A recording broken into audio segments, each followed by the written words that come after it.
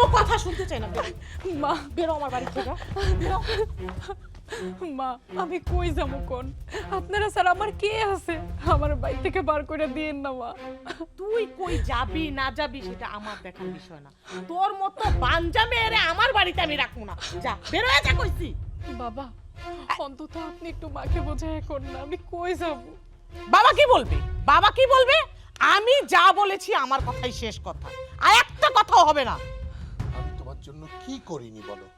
এই বিয়ের 5 বছরে তুমি যা বলছো আমি তাই করেছি।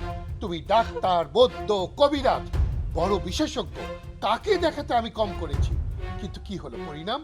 আজ পর্যন্ত আমরা একটা নাতির মুখ দেখতে পারলাম না। এই বংশের প্রদীপ আমার ঘরে আনতে পারলে না। সমস্যা কি শুধু আমার থাকতে পারে? আপনার ছেলেরও তো থাকতে পারে। আমার যেমনি ডাক্তার দেখাইছেন আপনার ছেলেরও তো আপনি একটু দেখাইতে পারেন। চুপ! একটা কথা বলবে না ওই মুখ দিয়ে। তোমার এত বড় সাহস, তুমি আমার ছেলের দিকে আঙ্গুল তোলো? এই বংশের প্রদীপ তুমি দিতে পারো না, তার জন্য আমার ছেলে দায়ী থাকবে কেন? যাও, এই মুহূর্তে আমার চোখের সামনে থেকে তুমি বেরিয়ে যাও। যাও। বাবা অন্তত আপনার ছেলে বাড়িতেও অন্য একটু দেখা করে যাই। কোনো কথা হবে না। আমরা দুজন যে সিদ্ধান্ত নিয়েছি, আমার ছেলে তার উপর দিয়ে যাবে না। যাও, বেরিয়ে যাও।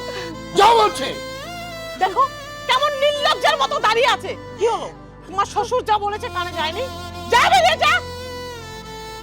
দাঁড়া, একটা কথা কান খুলে শুনে রাখ, কয়েকদিনের ভিতরেই ডিভোর্স লেটার পেয়ে যাবি। যা এবার। সন্তান নিয়ে কথা বলে, এই রাজু চৌধুরী সন্তান নিয়ে কথা বলে, এত বড় স্পর্ধা। চলো।